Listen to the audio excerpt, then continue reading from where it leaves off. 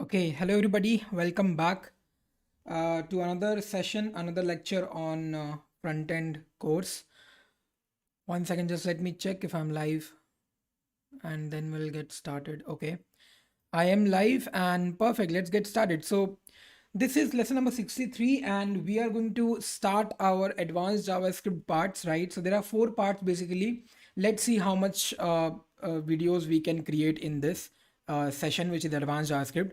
And this is part one. So we are going to understand some of the topics which comes under advanced JavaScript. And this is lesson number 63. Now, if you guys are new here and do not know what is happening, so let me give you an update. So basically we are here creating a particular playlist for our front end course, right? And this is containing all the different videos on different languages, different frameworks, which a person or a fresher needs to acquire to clear an basic fresher interview or a front-end developer interview, right? So that's what we are going to cover, and we have already done completing HTML, CSS, and JavaScript. It's just that the advanced topics are left and some projects are left on JavaScript, and one interview questions on JavaScript is left. So that's what we are going to complete now. And after that, we are going to soon start with our next frameworks and other concepts, right? So this is advanced JavaScript part one, and we are going to see how and what all topics we are going to cover in this, right? So let's get started. Now, if you do not know about me, then let me introduce myself to you. So my name is Ritwik Raj and I'm a corporate trainer. I've also worked as a research analyst and a subject matter expert in most of the edtech companies. And I have 3+ years of teaching experience, and I've trained graduates and corporate employees in Edison and Capgemini. And I've trained more than 30K students till now. It is increasing day by day. The subjects which I take is mostly into front-end development, back-end languages, database, and mostly into full-stack development domain. So I do take tips and tricks on how to crack interviews. So I'm going to come up with one session in which I'm going to talk about tips and tricks. So that video will be non-technical. I'll be coming up with that soon. And also I have a great news for you that you can use my coupon code RIT10 to get a free Relevel sample test paper. And if you do not know about Relevel, don't worry, in just 1 minute I'm going to tell you about it. But if you know about Relevel, then you must be knowing that you have to give an actual test. And to help you out and to make your work easy, we are providing a free Relevel sample test paper which you can go through and you can see which kind of questions will be asked in this, so that will be really easy for you to crack the test. Right now, the people who do not know what is Relevel, then let me introduce it to you. Now, Relevel is basically a product, okay, which Unacademy has come up with. And the main idea of this is to basically give candidates a chance to showcase their skill and talent. Now, how they can do that, let's give a reason to it. Okay, so now many times candidates miss out on great opportunities due to multiple reasons. These reasons can be anything. Let's say that one candidate is there who is done BSc or BCom or BC, and they are searching for jobs in IT field. They have the skills and talent, but still they are not being able to call for an interview or getting hired, because maybe most of the companies are looking up for basic degree of engineering, right? But you don't have that. So but that is not a good thing, right? If you have the skill, then you must get placed. The other thing is that maybe you are an engineering graduate but you're from tier 3 college. So most of the companies, as you know, do not come to tier 3 college. They want a good candidate. They think that you're not a good candidate because you are from tier 3 college, but it's not the fact, right? Maybe you know all the things and you have the skill, you have done a lot of projects, but still they're not even checking your knowledge, right? So that's why Relevel comes into picture, and this is India's first task sharing platform by Unacademy, which is helping job seekers find their dream jobs on the basis of their skill and talent. So only on the basis of skill and talent we are going to judge you. We're not going to ask you which degree do you have or which particular college are you from. Correct? So how we are going to judge this on? Now basically you can attempt this test for free. That's the first of all things, and you need to give this test on your own choice of day, right? There's a second. Third thing is that this test will be of 1000 marks. You have to score above 700. If you score above 700, you are going to get eligible for it, and we will create a profile for you, which will be sharing with most of the top 50 companies, including top startups and unicorns, which we are connected with. And then 1000+ job positions across business development, front development, backend development are there. So there's a very high chance that you will get placed. So this Relevel gives you a unique position to invite interest from companies instead of hunting for opportunities on your own, right? Now that we have understood what is Relevel and what does it do, let's understand how do we register yourself in this, right? So if you look in the description of the video, you can find a link of Relevel. If you click on that, you will be able to get a relevel.com web page, and that will tell you to register yourself. So you have to take down the phone number and you have to put up the OTP, and after that this page will come where you have to choose and select the test of your choice. Once you do that, you have to book the slots. You have to book a slot when you want to give the level test. Slots are limited, so I suggest you to book it fast. Okay, and once you do that, you can fill in the details for the admit card. So you have to fill in the full name, email ID, birth year, current state, and gender. And once you do that, you have to put down the code here. So the coupon code is RIT10. Do not forget this. Once you apply it here, click on apply and click on create account. Your account will be created and your sample paper will be visible here. Once you download the sample paper, you will be able to analyze which kind of questions will be asked in this, and then you'll be ready for giving the actual test. Correct? So if you're ready enough, then go ahead and register for it right now, because slots are limited, as I said. But if you have already registered, then all the best for the actual test. And if you are very afraid of the exam, maybe you are not very confident about it, maybe you are not skilled enough to appear for this test, then do one thing. Go ahead in the CodeBeyond channel, check out what all playlist is there and which educator is taking which particular session, right? Find out where is DCA, where is DSA, where is a CP, where is Python backend, everything is going on, and check out this playlist. Maintain one routine and start preparing and upskilling yourself. Once you are ready, and then you will be able to go ahead and register for Relevel. Correct? So please join the Telegram channel as well. The link is given in the description. By joining the Telegram channel, you will be getting an update and notifications about the upcoming sessions and when the educator is coming live at what time, which what topic. Right?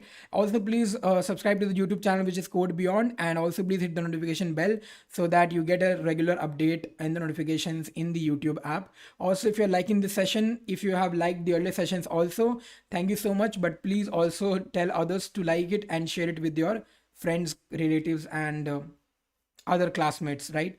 So let's begin with today's session. This is Advanced JavaScript Part 1, where we are going to understand some of the topics, right? Not also many topics, because these are some small topics which you should understand, right? And you know what all things we are going to understand here. So first of all, we are going to start with callbacks, and slowly we'll move into some of the topics which is very important. Callbacks is very important again. So we are going to see one by one. Hi Sai. Hello Vivek Kumar Gupta. Others, if you are there, just give attendance. Let me know who all are there, so that this can be becoming an interactive session. And if you have any doubts, you can ask it directly to me. Correct? So this is the file and folder where we are actually writing the code. I hope you remember this particular file. We did this in the today's session, which happened in the morning at 11 a.m. So I hope you remember this, what we have done, right? And it was a long session, and I tried to explain you a lot of things in this, right? So I hope you get an idea. Hi Jitender. Hi Arka Jyoti. So yes, let's get started. Now, this was actually created for my closers, right? So now what I'm going to do is,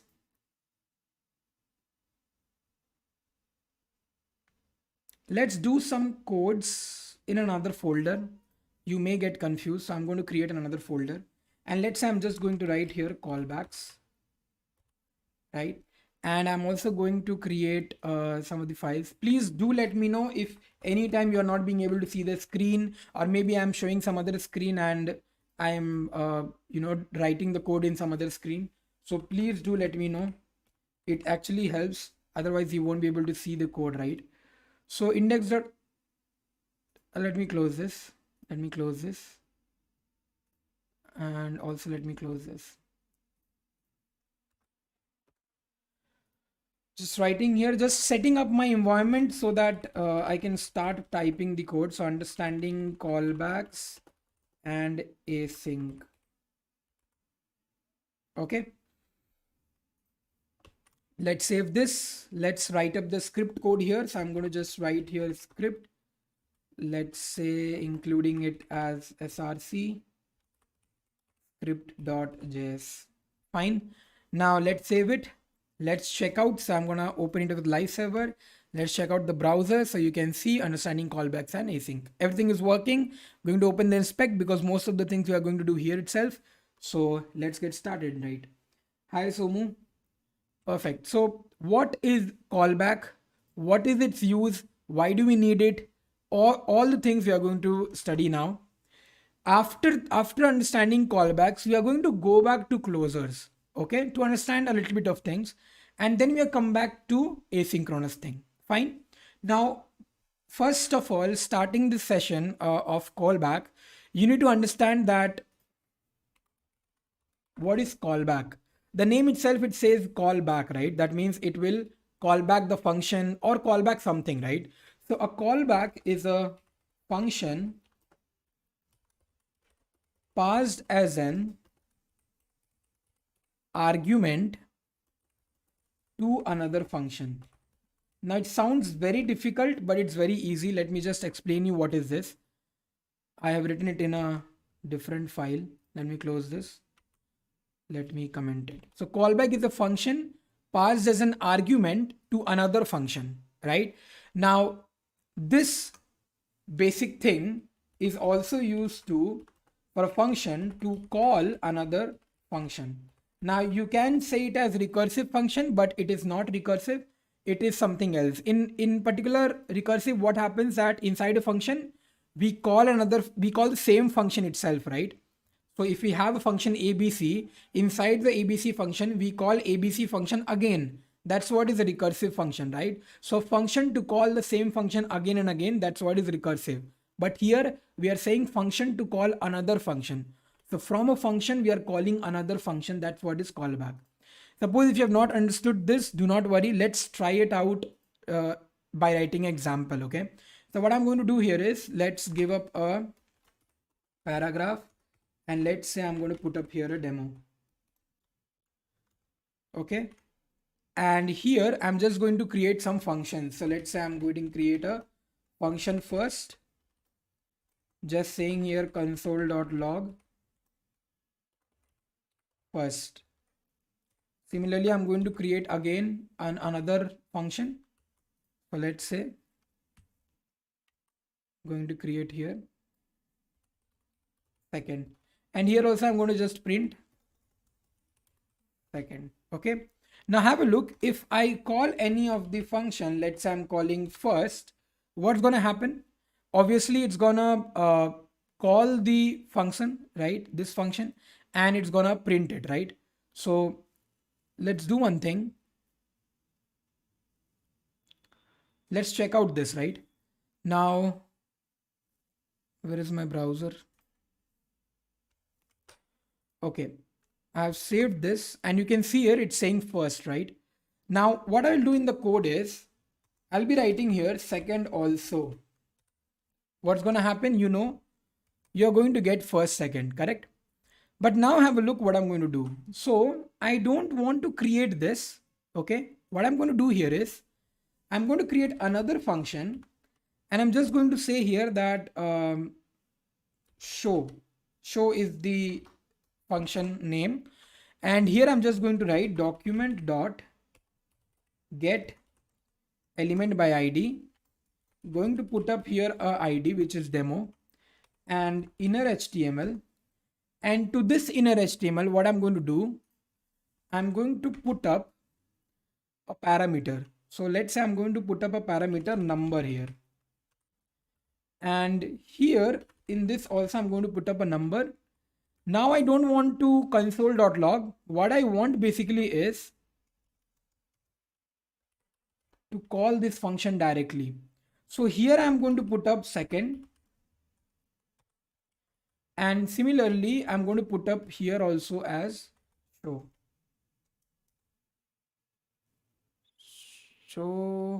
Yes, show. So what's gonna happen when first is getting called? First will come here. It is getting called show function, which is having an argument. Again, understand What is an argument? Argument is the value, right? So when you're calling a function, you have the value here, right? That value is called as an argument. So please make sure you know this. This is an argument, okay? And this is a parameter. So in the function declaration, when whatever you write in the bracket, that is what is a parameter. You must be knowing this. If you know about any of the programming language, you must be knowing what is a parameter and argument. Parameter is the thing, is the variable which you write when you are declaring the function. Argument is the value which you use to write when you call the function. So if I save this, let's check out what is happening, because I'm using get element by ID, right? So let's check out what is happening. So if I go back, you can see I've written document.write, right? So you know that it is gonna print something in my browser, not in my console. So it is printing second, correct? Why is it printing second? Why is it not printing first? Have a look again. The text with the code which I've written here, first what's gonna happen? First, this is gonna happen. It goes here, it calls this function, and it prints in the demo first. It does print first, but later on I've called another function, and then this function goes here. It calls this show function with the second parameter, with the second argument, and then the first value which was there in the demo, which was there in this paragraph, gets replaced by a second, and that's why I'm getting here second. If you have not understood what I told you, please again watch the same sentence. You will be able to understand this, right? So that's why I'm getting a second here. Why I'm trying to show you this, why I'm teaching you this, why I'm telling you this again and again, because JavaScript functions are executed in the sequence, and that sequence I've told you. First this happened, it printed first, but before that it called again the second function, and then it replaced my first output with second output.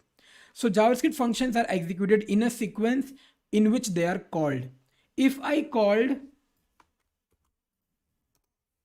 like this, the answer will be first in my output, okay? Because at last, what is the output? First only. So that is what is the output here. Now let's understand. Good evening, Silesh. So now what we are going to understand, we are going to understand the sequence control, okay?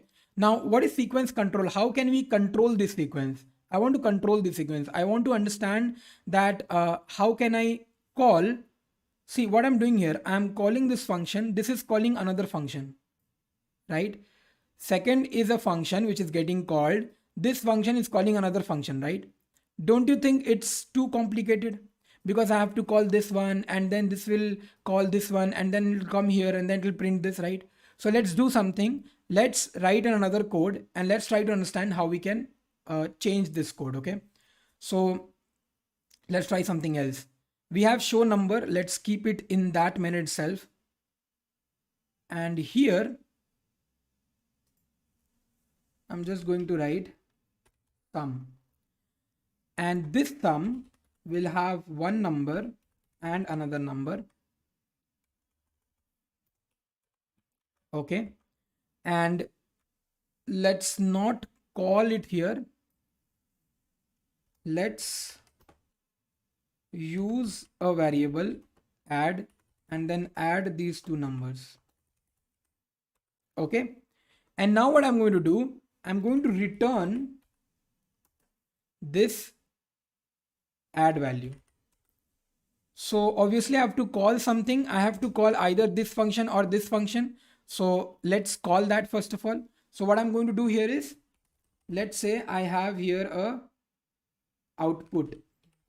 Okay, output, and to this I'm going to call the function. So let's say sum. Here I'm going to pass two values. So let's say 2, 5. Okay, and now what I'm going to do, the show. So I'm going to write here show output. Now understand what is happening. So basically I have a variable which I have taken at output. I'm calling a sum function here. Sum function is getting called. That means this function is getting called. The arguments are 2 and 5, and the parameters are num1, num2. So 2 will be num1, 5 will be this. add value will get here. Add value is nothing but what? Add value is nothing but 2 plus 5, so it will be 7, and it will return add. So 7 will get returned here, right? Where is getting returned? From where the sum is getting called. So output variable will have the number 7. And with that, I'm calling this show 7, right? So show, and the number will be 7. It's gonna print 7. Isn't it that way it should work, right? And this is not important, so I'm going to just comment it. That's not even use, right? So let's save this and let's check out whether it is giving me 7 or not. So have a look. It is giving me 7, right? This is also one way how we can use our code, and this is basically a sequence order, right? So we have written a code in which we are using a function which we have called here separately, and this also we have called separately. So it's not like we are calling this and inside that we are calling the show function. No, right? Sum function is called separately and show function is called separately, right? If your sum function is not called, you won't get the answer. Correct? If suppose you are just calling show function, you are not calling this one, you are not writing this something, whether it will work or not, it will not work, right? So can I say that this function calling is getting dependent on this? It is, right? So you have to write both the functions, correct? And that's what is the difference here, right? So you could call a sum function and let the sum function call the display function. Can we do that? So I want that from this function itself, once I call this sum function will take care about calling the show function. How can I do that? How can I do something like that? So what I'm going to do here is I'm going to do some changes in the code. So function, I'll just keep it as it is. I'm not going to change anything here, but this one, I'm not going to return add. What I'm going to do here is show, I'm going to put up add here. Okay. So whatever is the add value, the 7 is the add value, right? Will come here and it will drop down here. So do I need to write this? I do not have to write this. Also, I do not have to write this because now I'm not returning any value. I'm directly calling it. So let's see whether it is working or not. As you can see, it is giving me 7, right? So now I think you must have understood why those two programs I have explained you, right? Here in the first program, what I was doing, I was creating different individual functions. I was calling one of the main function, and separately I was calling the other function to show the output, right? In the another example, what I did, I created two different functions, right? But one of the function was dependent on the previous function, right? That was happening. And in the third example, which I've written now, what I've done is now also the one of the function is dependent, but my function calling is not twice. I'm not calling the function twice here. I'm just calling it one time. It is calling this one, and now it's his duty to call this function, right? It's his duty to call this function, and it will get called because sum is getting called. When sum is getting called, both the line execution will happen, and thus this is also getting called, right? Now, again, not to complicate this, we have a callback. Now, what is a callback? Callback does everything automatically. So the same program, but here we are just going to change something. So here I'm just going to write my callback. This is a name which I have given to my callback. Okay. And I'm not going to use the name of the function here. I'm just going to use my callback. Okay. And to this values, whatever I'm passing, I have three values here, right? I have three parameters. I have to give three values. Here I'm going to write the name of the function, which is show. Okay. What changes I have made? I have just added one more parameter. That parameter name I have written here, and I've just told that parameter is nothing but the show function. Let's save this. Let's go ahead and check out whether I'm getting the answer or not. Still I'm getting 7, right? And this is what we have used. We have used callback here now. Okay, so how callback is used? Callback is basically like calling a function. Now you can see here what I'm doing. This is a function call. Can I say inside the function call, I am again calling a function, which is show, right? So is this statement correct now? Callback is a function passed as an argument to another function. Callback is a function which is passed to an as an argument to another function. Again, I'm repeating. Callback is a function. It is a function, right? Show is a function which is passed as an argument to another function. Cool. So we have the values 2 goes to num1, 5 goes to num2, and my callback variable will have the value show function. This variable is having the value total function itself, not only one value. It is having the whole function itself. So that is what I've written here. If my callback is written, that means show add is getting called. So what is the use of callback? What is the use of callback basically? Now, if you can understand here, we are not calling this function. We are not writing here the parenthesis, right? We are just simply writing show, correct? And this is how you should write a callback. This is how you should call back a function, okay? So that's what is your callback. I need to explain you one more thing. Right, so this is what is a callback. Okay, so function to call another function. Fine, I hope you have understood this. And now let's move to another part, which is asynchronous. So let's understand what is JS asynchronous in our JavaScript. Okay, now what I'm going to do here is we'll take the same code, okay, and we are going to use something else in this. So what I'm going to do here is, let's comment this up. And let me show you what is asynchronous. Before making you understand what is asynchronous, you have to understand what is synchronous, okay? Now, when I say what is synchronous, you have to understand the word synchronous, okay? Now, JavaScript, when I talk about JavaScript, JavaScript is a synchronous single-threaded language, okay? What is the meaning of single-threaded language? That means synchronous means everything goes line by line. The whole execution of the JavaScript code happens one by one. Okay, so one particular, one second. Yeah, so synchronous means one by one. That means one particular command at a line. So at once. So if this particular line is getting called, so this one will run, and then later on this one will run. And who will know better than you, because you have seen the earlier video and you have seen what I've explained you in the sources when I go to developer tool, right? So let's revise that once again. Now we know how our JavaScript works, right? We know about that, correct? We know how JavaScript works. How JavaScript works? It works with a global execution context, correct? What is this global execution context? Let me tell you about it. So it is the first thing which happens to our call stack, right? Call stack is what? Call stack is basically an area where whatever things are getting called will be having those all things. So suppose if there are two functions, first and second, when first function will get called, in the call stack we'll get first function. If second function is getting called, then in the call stack we'll have second function, correct? That is what is your call stack. But the very first thing which will come inside the call stack will be global execution context. This I have explained you earlier also, correct?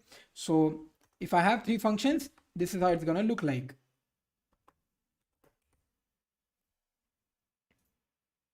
So in our call stack, we'll have something like this.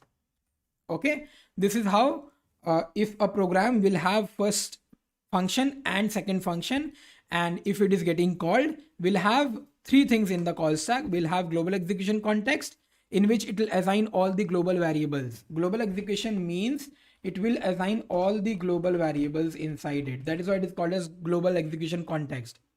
Later on, When it will go to first function, it will assign all the local variables of this function. So it will assign all the variables, local variables and all to this function. Here also it will have local scope. Okay, and variables, whatever. So this is what happens inside call stack. And once second function will get finished, it will get removed from here. Similarly, when first function ka kaam ho jayega, it will remove from here. Right? Global execution context will also get removed once your total work is completed, once your whole code is executed. Okay, this is also named as anonymous. So we know about this. Okay, now global execution context runs in two ways. Okay, it is having two things. One is memory and the other thing is code. Okay, so in the memory, basically what all things will be there? All your assignments, like variable assignments, right? And kya functions, whatever functions are there, all those things will be assigned here in the memory. Because in programming, anything you are using, right, any variable you are using or any function you are creating, those all should be having a memory. Space होगा तभी तो register होगा, right? तभी तो कुछ values में store कर पाएंगे. So all these variables and all these functions, whatever you'll be writing, these all will be stored in the memory. What is code? Code is basically the execution part. So whatever execution is happening, maybe you are calling the function, maybe you are doing console.log, maybe you are doing document.write, जो भी execution हो रहा है, that will be inside the code. So remember, global execution context will have two things. It will have first, which is memory, and the second thing it will have, which is code. ठीक है, memory के अंदर it will have all the assignments and all, right? It will be in key and a value pair, obviously, because variables a colon 10, b colon 20, so it will have all the assignments, and functions it will have, and the code is nothing but the execution part. So this execution part will be synchronous. What is synchronous? Means line by line. So all the executions will be one command at a time. That is what happens in the code part. ठीक है, हमने ये पहले भी देख चुका है. We have written one program and we have seen in the sources how the execution is happening. Every execution was happening one by one when we place the debugger, right? So we know how this works. Any doubt till here? Why do we need callback functions? I have explained you this. So if you want to call, see, in any other programming languages, we cannot call any functions as an argument to other function, right? We cannot do that. It's not allowed. If you see here, let me just comment this once. If you look at this code, whatever I wrote here, we cannot do this kind of thing in my Java programming language or C or C++, right? We cannot do this. Any function will have the arguments which is a integer or some values. We cannot just call directly a function, right? So JavaScript functions plays in a different way, right? So it's very good, right? If we have the opportunity, if we are saying that you don't have the responsibility to call a function, you don't have the responsibility to call a function. What you're doing, you're just calling some function and that's it. Show function is getting called by a some function. Some function is responsible to call this show function as a callback. So you don't have the responsibility, right? You know you have written the code and it's done. Some function will do its task. So some function is having three tasks here. First of all, it is assigning all the values to this. Second thing, it is calculating the add value. Third thing, it is calling the show function and passing the argument to that.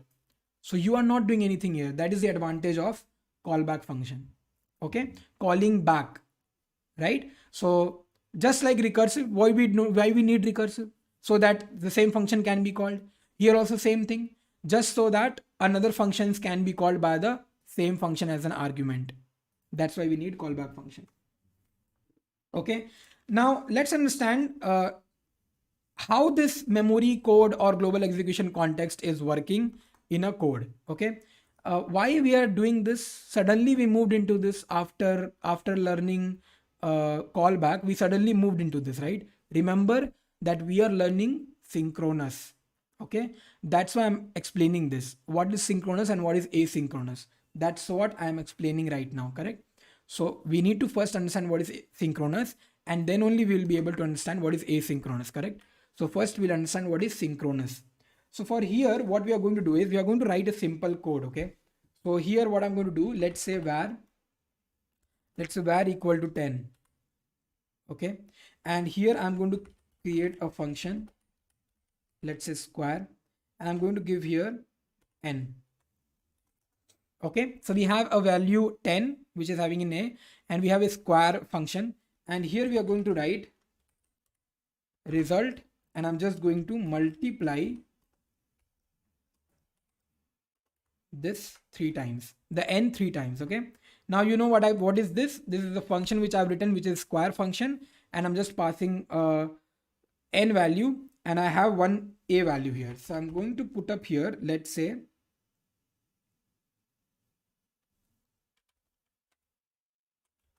I have multiplied it 3 times, right? Let's say cube. And here what I'm going to do, I'm going to write here cube and cube, let's say a. Okay, fine. So let's check out what's gonna happen. I'm just going to put up here 1.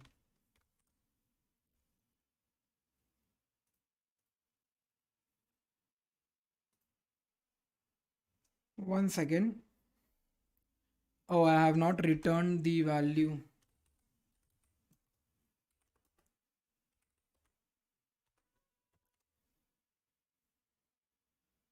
Return res.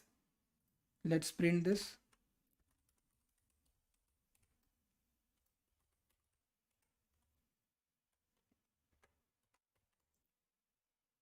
Okay, cool. The output will be in the console. Have a look. It is 1000, right? So you know this, how it is working, right? We know cube is the variable, global scope is here. Global scope is this, right? This is the global scope. Do not get confused. This is global scope. Inside global scope, we have given a equal to 10. That's why it is taking a equal to 10. It's gonna pass 10 should come here, 10 to 10 to 10,000, and it's returning the result. So return the result, and then it's printing 1000. Cool. If I change it, if I, let's say I'm putting up here it as cube 2, and let's say if I'm saying here cube 5, okay, and I'm just printing here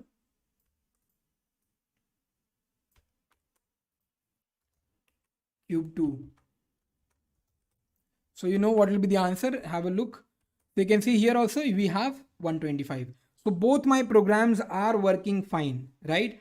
Now, but we need to check out what is happening in beneath, right? So if I go to sources, and if I just include the file, let's say I'm just including the file of script.js.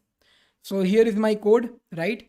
Now understand what is happening. Please understand, first of all, in the global context, if you see the call stack here you can see the call stack. There's nothing here because they have not started the debugger. And first of all, if you look here, what is a global scope and what is a block scope, right? We have learned this. Where a equal to 10 is comes under global scope. This function cube comes under global scope. Please understand, function cube. I'm not using the curly bracket. Before the curly bracket itself, there's a function cube, right? So that is what is also a global object, right? Global scope.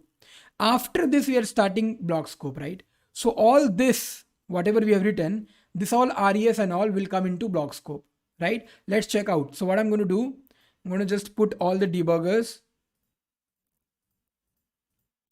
Okay, and let's run this. Let's check out what is happening. So first of all, you can see in the call stack what is there. GC, as I told, GC is anonymous, so we are getting here global execution context. In the global execution context, we have the global variable, right? Let's check out what is there inside this. So if you check out, we have a, as I told you, a is a global. We have a. Do we have res?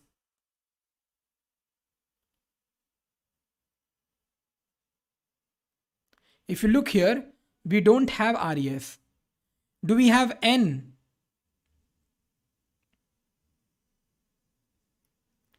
We don't have n. Okay, let's carry on. Let's check out where there is a cube or not. Let's check out that. Can you see here cube, cube1, cube2? All three functions are there, right? So these all are there. Cube1, cube2 is also a variable, cube is a function, everything is there, right? Now let's start. So if I go here, you can see where cube1 equal to cube a. So if you look here, a got the value 10, and now we are calling the cube function, right? So here there's a calling which is happening. So if you look at here, till now cube1 is nothing, cube1 is undefined, correct? Because it is just assigning the value, right? Now if I go to the next debugger, it's going inside the res and n. Now have a look, res is undefined, n is 10. So from where this n value came? From a, because I was passing a here. And from where this res came? Res I have written inside. So that's why it is a local scope now, and in res is undefined, correct? After this, when it is undefined, we are calculating the value of it. So a new value will come into res, which is 1000. Okay, and then we are just printing it, correct? So it's gonna print up that. Now it has come out. Can you see now? Now it has come out. So all my local variables are gone. My local variable is now gone because now we are not inside cube method, right? We are now gone. And here you can see cube method, cube1 is not undefined because cube1 value we have already got, which is 1000. Now it's working on cube2. So it should go on cube2. It's working for cube2. This is local for cube2. We have n5 this time because I'm passing 5 here. And now again it will calculate, res will become 125. Once it goes out of the function, it will remove the cube2 from here. See, it's gone. But in the global, we have the cube2 value, which is 125. And now it's going to end up. Okay, so that's how my execution is happening, right? That's how my program is working. Let's come back to the code. Let's say that I'm not writing anything here. I'm not writing any of the code because we have understood how the memory is working. You have seen how memory is working, how the variables are getting saved with the key and value pair. You have seen how code is executing one by one, right? You have seen how execution is getting speed up one by one, right? Now let's check out if I'm not writing anything in the JS part, right? I've not written any code, right? Let's save this. 1 second, let me close my debugger. Let's save this. Let's go to the console. Let's check out what is happening. Nothing is coming up here, right? Because we have not written any code, right? We have not written anything. But let's go to the sources. As you can see here, we are getting call stack inside that, which is there is nothing, correct? There's nothing. Let's click on this. You can see here, there's a debugger here, right? We can place the debugger here and let's say that I'm saving it again. Now, can you see, I have not written any code, but still it is giving me a GC. It is showing me that there is a global object execution. How come? How is it? Because I've not written anything in the script code, right? Still, it is giving me GC, the anonymous thing. What variable is it taking? What function is it storing? Let's check out. So if you look here in the anonymous, there is alert, atop, blur. I don't know. I have not given these all things. How come these things are there, right? All these, you can see all these are your handlers, event handlers, which is having a null value. And all these are functions also. Move by, move to, match media, fetch, find, focus. There are so many functions, there are so many variables here, but there is nothing which I have given. Personally, in the script code, I have not written anything. So it's empty. Now, what is this then? From where it is coming? This is coming from JS engine. So JavaScript is having its predefined functions, predefined variables, predefined everything. That's what it is giving me. Okay, that is what is giving me. But where is it getting stored? Can you see here what is written? It's written global window, right? So it's getting stored in the window. Do you remember window? In some of the previous sessions, we have seen that it was giving an output object window, right? So let's see what is window. What if I'm just writing here window? If I'm writing here just window, you can see console is giving me all those outputs. If you can see, if I open this, you can see all these things are getting displayed here. And all these things are nothing but what JavaScript has given me predefined. We can use these all things directly. There are some functions which we can use directly, right? We have create element. We have so many methods which you can use directly, right? These are here in the window. So remember we were getting window output. That's what is a window object, which is having all these things inside it. It is named as window. So every browser is having its own window. Okay, like Chrome browser, I'm running this here, so it's having window. Maybe other browsers will have its own global object, which is window. So this is a global object. Okay, this is a global object window which every JavaScript engine provides. If they will not provide this window, your even one single line of code will not work, because JavaScript is not having any engine. JavaScript browsers will not understand what you're writing. Because of this window object, they are able to understand what you are writing. Okay, next, what you are going to understand, you must have also seen that when we created objects, right? When I've told you what is an object, when we created the object, at some places it used to give me the output as object, the capital O thing, right? The capital O thing is also a object. See, window is a global object. That object is an object which JavaScript provides us. So that's a predefined object which JavaScript provides us. This is a window object which JavaScript provides us. Okay. Let's check out if I write here this. You know what is this? This is basically to the current element. Right now I've wrote it in any code, no function, no variable. So this should refers to what? This should refer to window. Okay. Even if you check out if this is equal to window, you will find out it is true.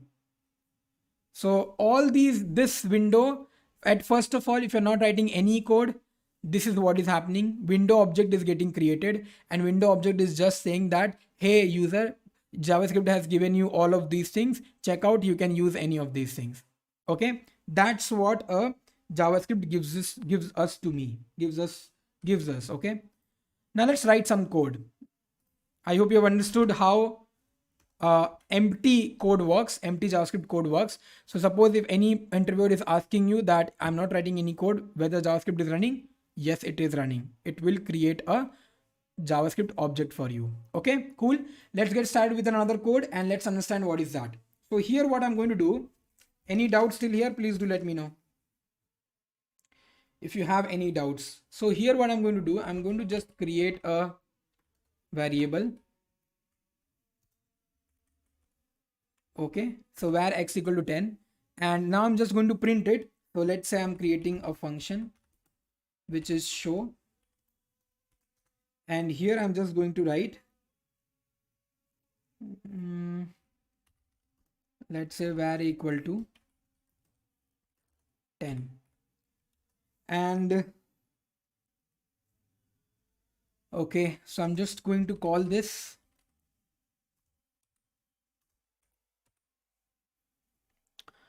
So what's going to happen here? X will be undefined, right? First of all, X will be undefined, and then later on, it will call show function and it will get inside A, right? That's what is going to happen. Let's check out. So if I go in the console, I'm going to sources. I'm not printing anything. So let's check out what is happening. So if I put up my debugger here, let's run this. You can see here GC global. I should get here some variables. Let's check out. So I'm getting X, which is undefined. X, which is undefined. Why? Because it's global. A, I'm not getting still. You can see here, I'm not getting any A here, right? So let's run this. Move to the next one. There's a show method, which is getting called. So if I call the show method before GEC, you can see again now show method is pushed here. So now show method will have its A value, which is 10. Can you see it is giving this window?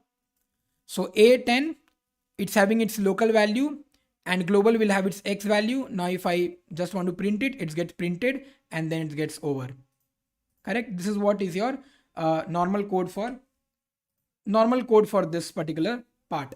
Now what I'm going to do here is, let's say, I'm calling this show, right? So what if I'm just writing here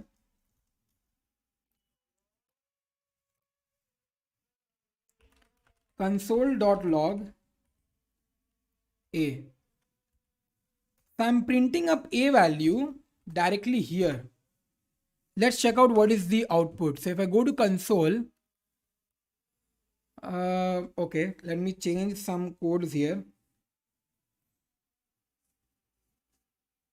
Okay, no, let's find out. So you can see here, a is not defined, right? Obviously, because a is not defined. Why is it not defined? Why is it not saying defined?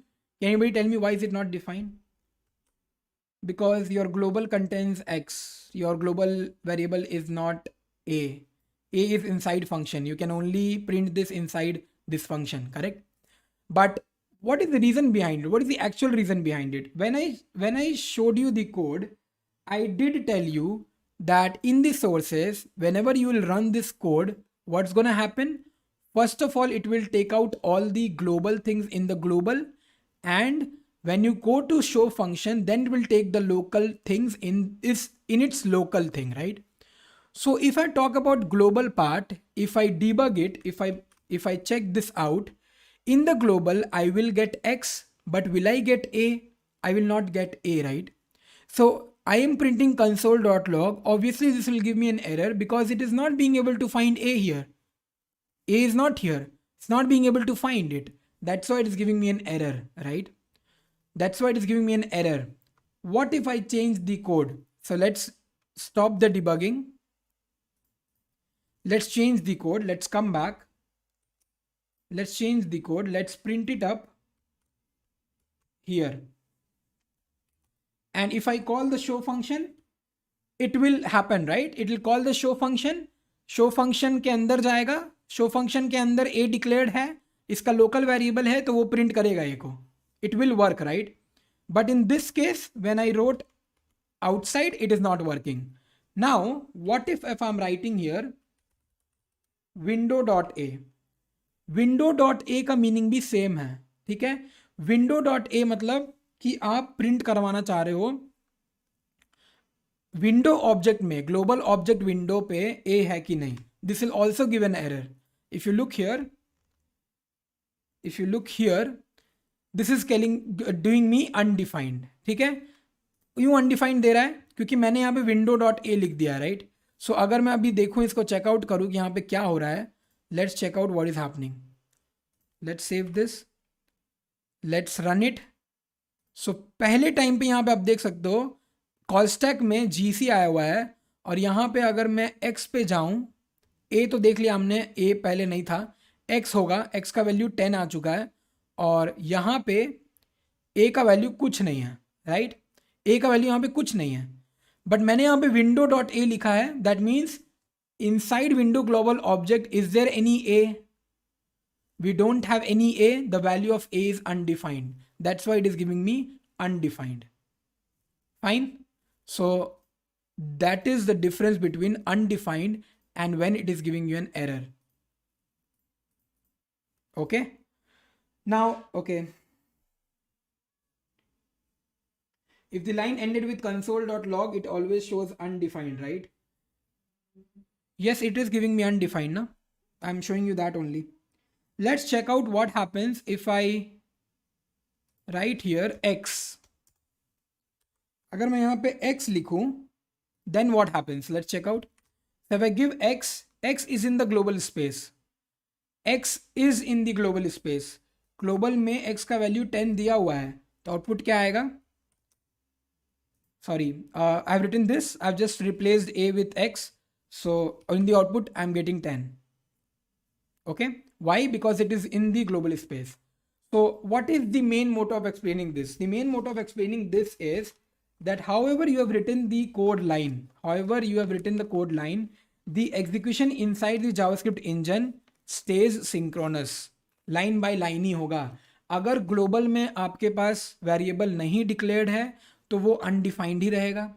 If you are not writing any function in the global part, inside the global object window it will not be there. Even if you want the answer of it to be printed, it will not print because it is searching it in the global object, right? So it will not print it. But if you have any things which is there in the global object, it's gonna print it, and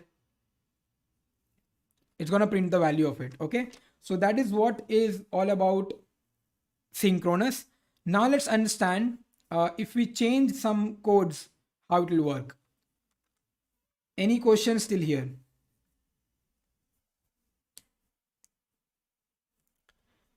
Any questions still here? Any doubts? I'm going to change this.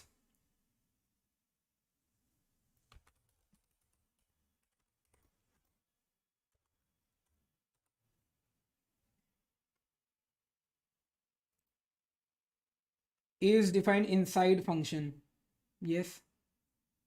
Hi Nilesh. Okay, let's see what is happening here. So I've written x equal to 10 and I've written console.log x, right? So obviously it's gonna print 10, right? But where is this getting stored? Global, right?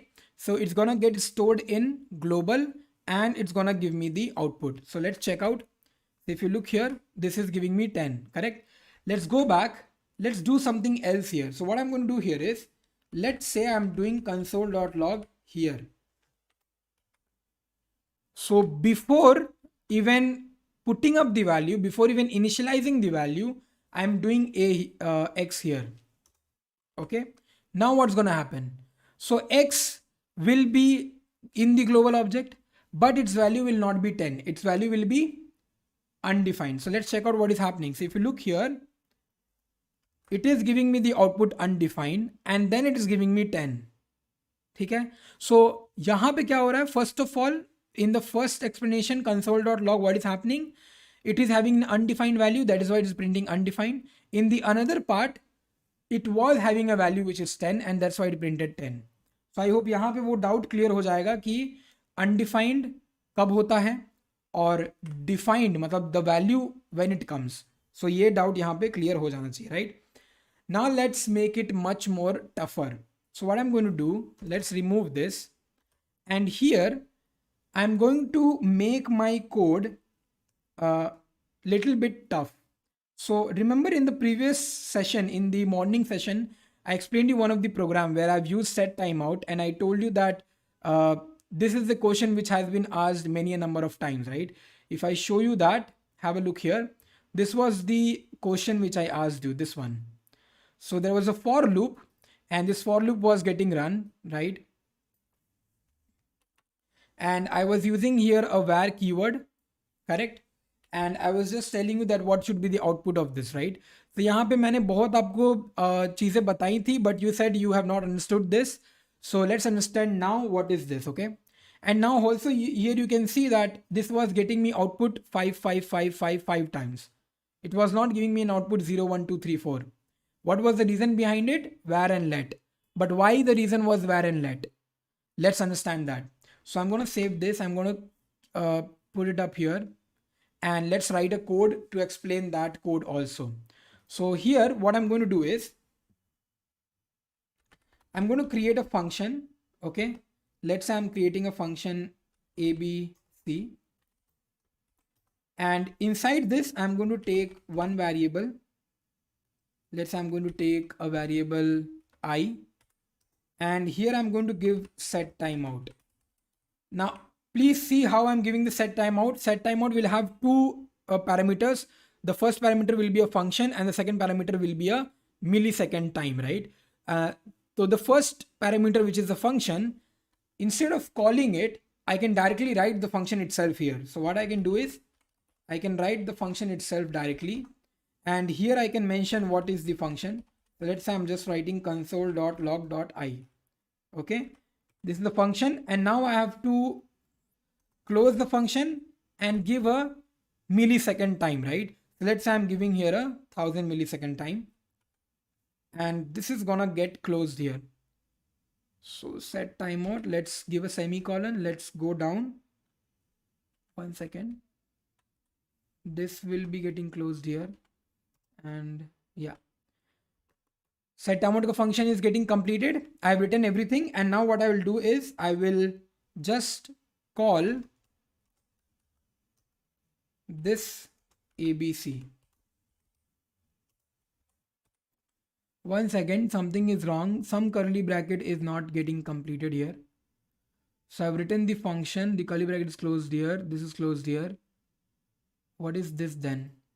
Let me remove this. Yep.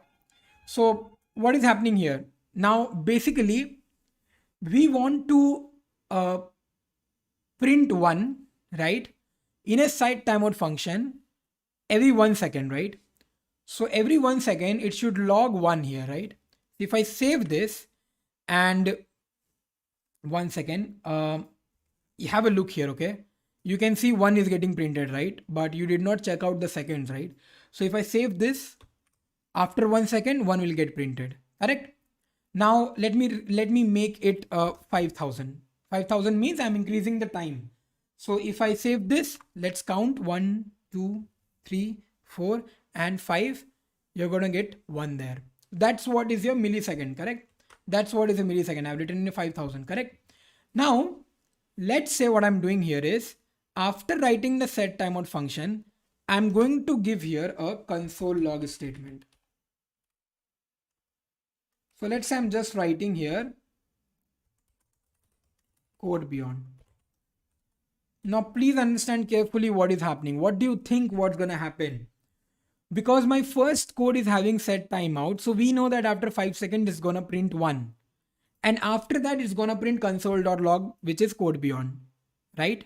That is our main common sense how we are understanding this code. But that is the one thing which will get you confused, and this kind of questions will be asked in the interview, right?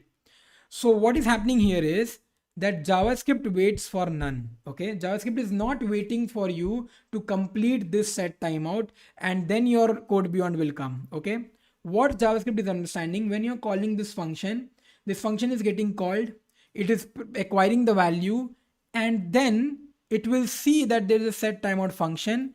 Meanwhile, in this 5 second, whatever is happening, it's gonna not hold the value there. It's gonna go to this line. It's gonna print CodeBeyond. Once 5 seconds will get completed, then it's going to print one.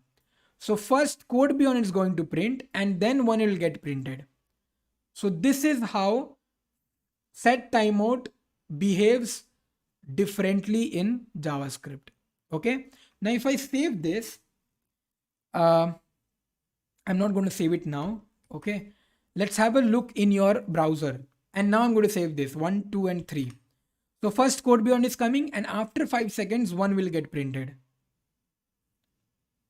Right? So what is happening? You need to understand that JavaScript is gonna not wait for anything. It's gonna do its code. It's not gonna wait for anything. That's what is synchronous, right? Now, if you look at the sources and if I run this code, have a look how it's gonna give you the code, how it's gonna check out which particular line of code will work. Okay. So let me just save this. Right now in my call stack, Anonymous is there and it is having different things. It's having first of all ABC, which is a function. Let me see if it is having I. You can see I is also not there because I is inside the function. So it's a local scope. So the global thing is only ABC right now. Let's again move to the next line. Now there's a local scope which is having I, which is undefined. It's going to give a value to it, which is 1, right? And then it comes to set timeout, right? Now, when it comes to set timeout, it knows that it is having a 5,000 millisecond of time. 5,000 millisecond is what? 5 seconds, right? So if I again go to the next, can you see it skipped it? It skipped it and moved to console.log. And in this, it will be printing CodeBeyond. Once it prints it, it will wait for 5 seconds and then it is ending it. And then it comes to 5 seconds and then it prints your I value. Okay. So again, understand set timeout works in a different way when you talk about JavaScript. Okay. And that is why it's giving me this. This is the reason also why it was giving me an output of 555 in my JavaScript interview question code. Okay. I'll explain you that also in just 1 minute. So here, what I'm going to do is I'm going to write my code in a different manner. Okay. What I'm going to do here is I'm going to just type down a different code using for loop. Okay. So here I'm going to just change some things. So I'm going to write here for var I equal to 1 and I is less than 5. let's say 0, and let's say I plus plus. So I have a for loop. Inside this, I can put up everything. Okay, this whole thing I have kept up here in the set timeout, and this is 5,000. I'm gonna just close this, and let's remove this. I don't need it. And just after this, I'm going to put up console.log CodeBeyond, right? I'm going to call ABC, which is here, and I'm going to remove this as well, right? Let's check out what is happening. So if I do this, I've given 5,000, so it's gonna take some time. Oh, wait a second. Sorry guys. So what I've done is, let me do it again.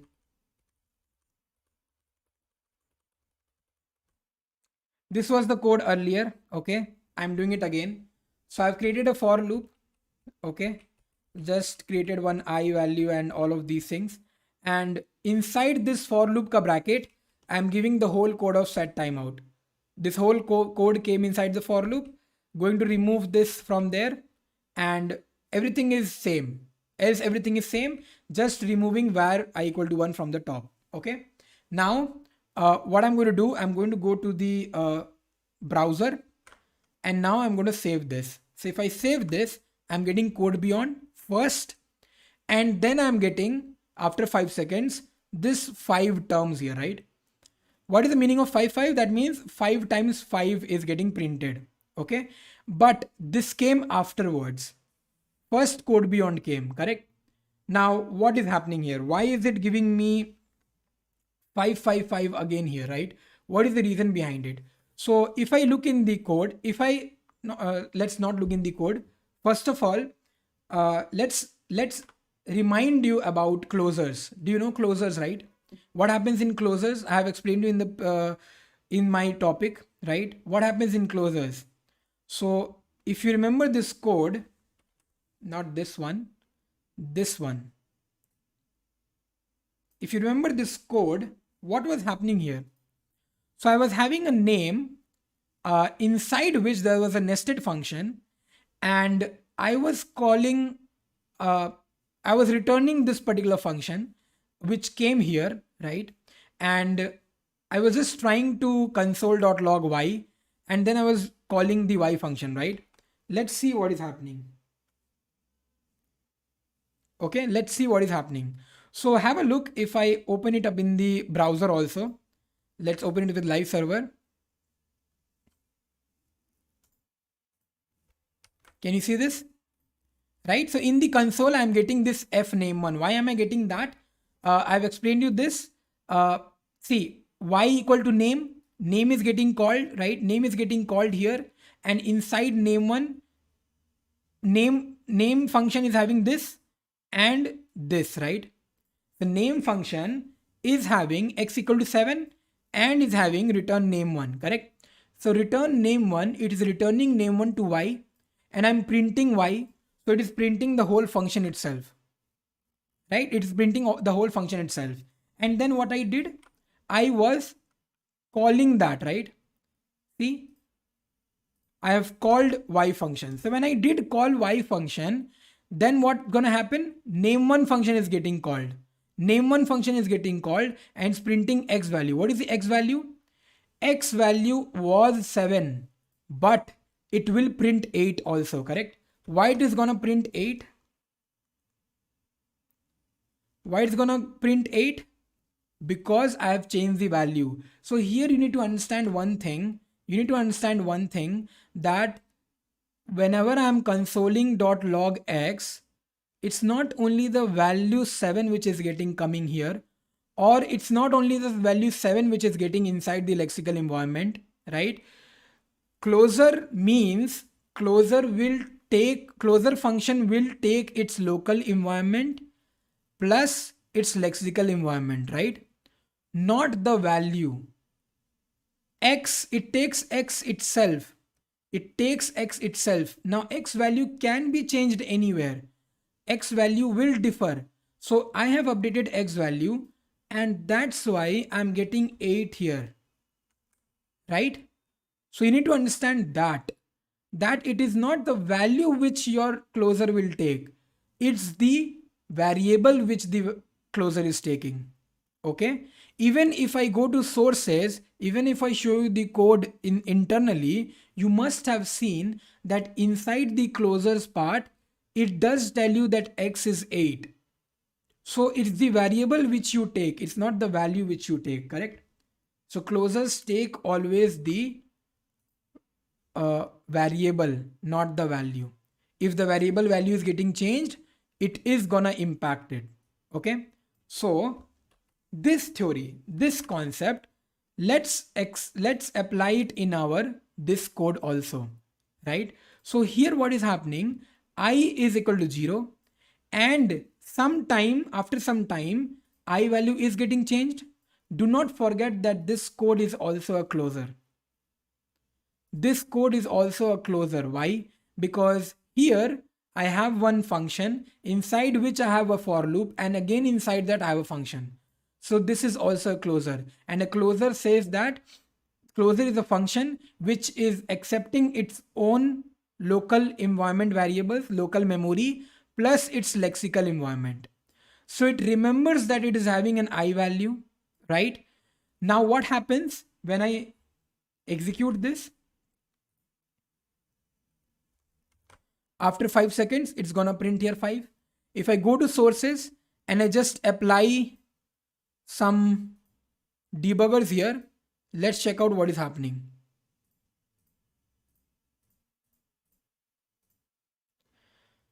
If I run this, have a look what's gonna happen. So as we know, call stack में gc आएगा. gc के अंदर I have a function abc. Nothing else gonna be there in global because nothing else I've written here. And once I move to the next step, it's gonna go to the for loop. In the for loop, again you can see it's creating a local variable where I is undefined. If I go to the next one, I will become 0, right? Still abc is there. And again if I go, you can see ये set timeout में जाके फंस गया है, right? Set timeout के अंदर I is getting another values. Can you see? Inside set timeout itself, I is getting incremented. Okay, I equal to 4, I equal to 5. Once it becomes I equal to 5, then it comes out, right? So what is happening here? Basically, I value जो है उसका जब तक end value नहीं आ जाता, till the time you do not get the updated value of I, it is not gonna work. ठीक है? So closers do tell us that when you're using closers, it does take the variable into consideration and not the value, right? And once your value is completed, once the value reaches its time, then only it's gonna get the output. Okay, so that is why we are getting here 5 times, right? So that's the reason, that's the main reason why I'm getting 5. Now if I change this to let, if I change this var to let, right? And if I check out my output, I've changed the var to let. Let's check out what is happening. So if you look here, I'll be getting 1 2 3 4 5 or 0 1 2 3 4 because I've not given equal to sign there. In the for loop it's from 0 to 4, so I'm getting 0 to 4. Why right now it's not printing 5? Have a understanding. Let keyword creates a different memory block, and let works with block scope. Var does not works with block scope. Var में अगर कुछ value change हो रहा है तो वो and value तक जाएगा, then only it will print. Let में it is considering a block scope. So what is happening? If you're writing let, ये पूरा block एक let के लिए work करेगा. So when I equal to 0, this set timeout will work. It's gonna print 0. जब I 1 हो जाएगा, again this whole block will work. It's gonna print 1. Again जब I 2 हो जाएगा, this whole block again is gonna work. It's gonna print 2. So for every value change, for every new value, your printing will happen. But in var, for every new value, nothing is happening. For every new value, nothing is happening. For the end value, it's gonna print.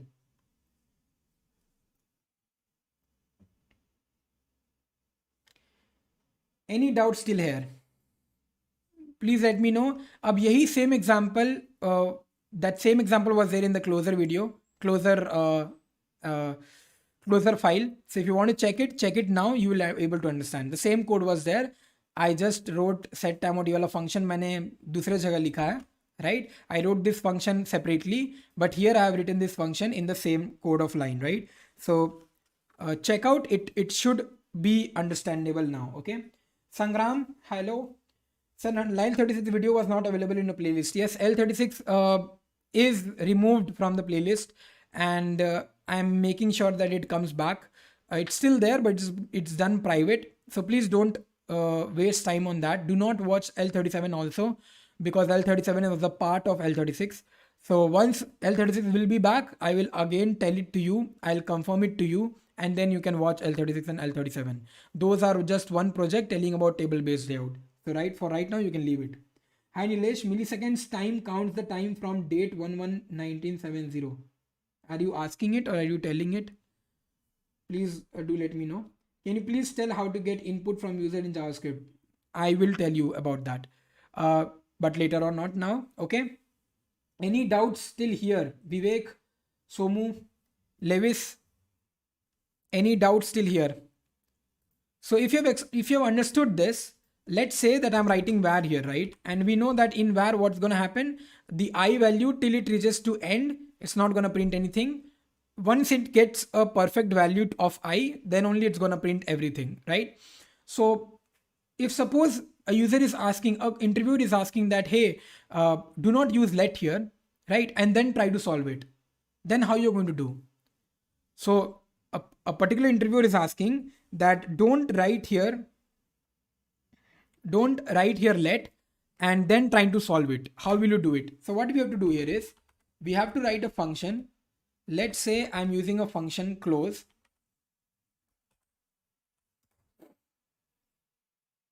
Okay.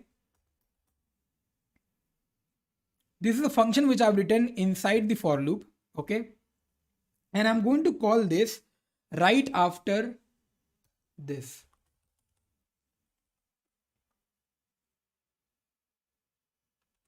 I'll have an argument also here.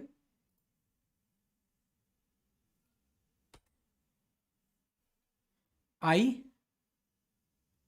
and let's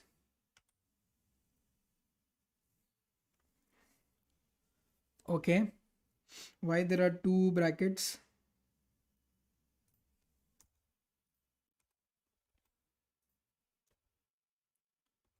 Fine.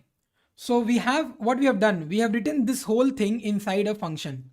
This whole thing we have written inside a function which is named as close, and I'm calling this close thing here. Okay, and I'm just writing here it as I. Okay, there are so many I's. I'll change the I. Let's first check out what is the output here. So what is happening here? First of all, check out. I'm using var only, but now these things are getting called inside a function, right? So when it is called inside a function, now it's not the same thing. Now closer is not gonna wait for I to get its last value, because this thing is getting called again and again. So once I will become 0, this will also become 0. It's going to get called, and then it's going to print the 0th value. Then again I will become 1. It will come here. Close 1 will get called, and it will again call this. So now we have something to call again and again. Earlier we were not having anything to call again and again. Now we have it. If I save this, let's have a look if it is printing me 0, 1, 2, 3, 4. So have a look, it is printing 0, 1, 2, 3, 4. Right? Why is it doing so? Because now I have added an extra function which is giving me an idea that, okay, you can take the values of I one by one and you can print it. So this is another way how you can solve this problem. Okay. So if any interviewer is asking in this manner, you can try to say it. Fine. And you can change the values also.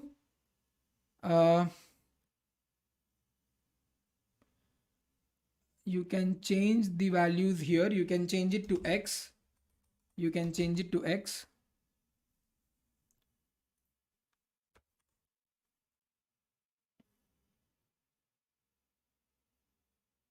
Yep.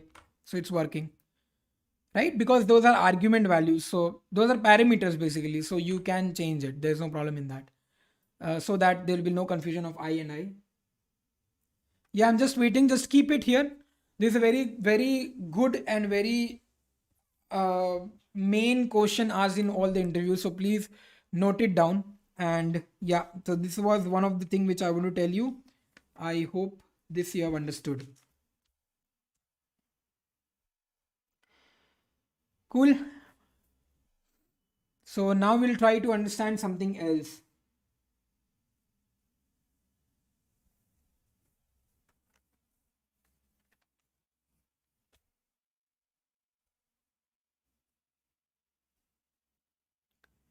If you have any doubts, please do let me know. I hope I'm in the coding screen.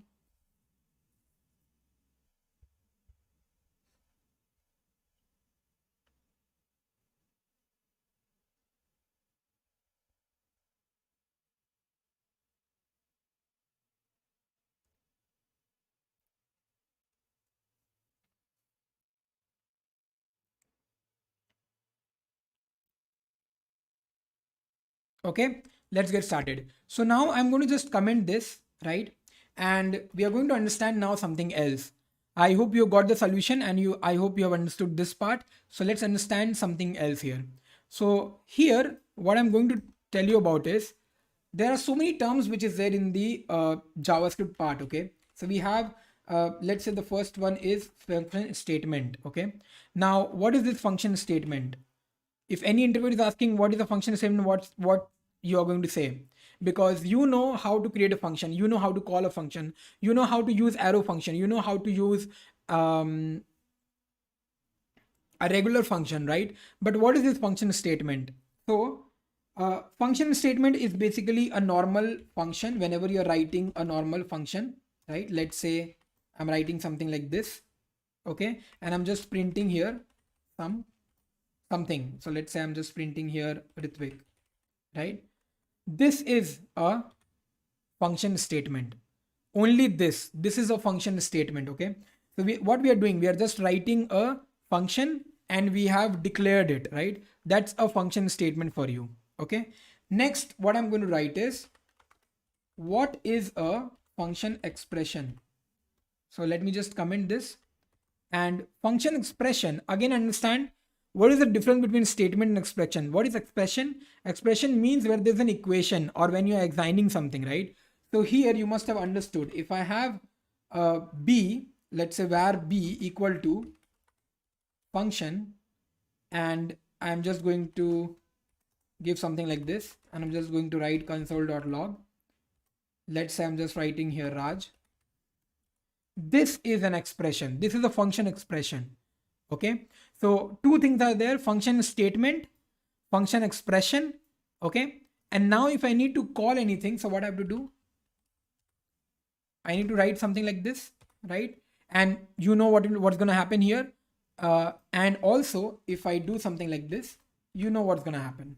If I save this, I am gonna get Ritwik Raj, right? Because once A is getting called and once B is getting called. What if I do this? What if I do this above? So let's say I'm removing this, I'm keeping it here, and I'm removing this and I'm keeping it here. Let's save this, and now you're getting an error. I do not want to explain the error. I hope you know what is the error. If you do not know, check out my hosting session. Okay, if you do not know what is happening, so basically x I'm getting called here. X is a normal function. It can get called before declaration. Before declaration I'm calling the x value, right? It can get called here. What is happening? Hosting is happening, but hosting can only happen to regular functions. Hosting will not work with uh, this kind of function, which is also called as a function expression. So here hosting is not working, and that is why it is giving me an error, because b is not a function. B is basically a variable which is acting as a function, right?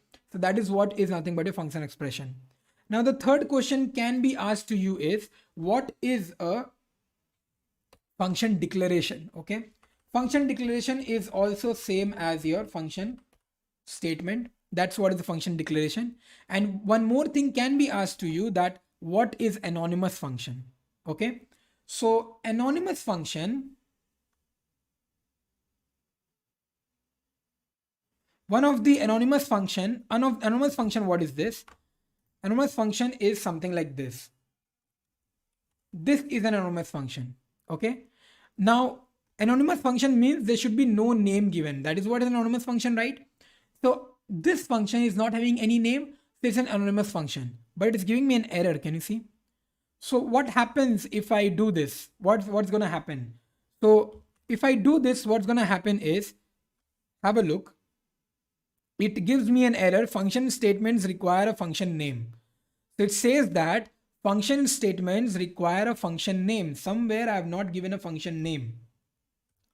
Also, if you observe, error was here also, but this was a very big error to show. That's why this was a syntax error which was shown. So that's why this error was not presenting an error, but this error was presenting it.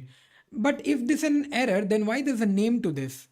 If there is an error when I write this anonymous function, then why it is called as anonymous function? Because the same thing can be written here, and it can be assigned to a variable, and then it works fine, right? Then it works completely fine.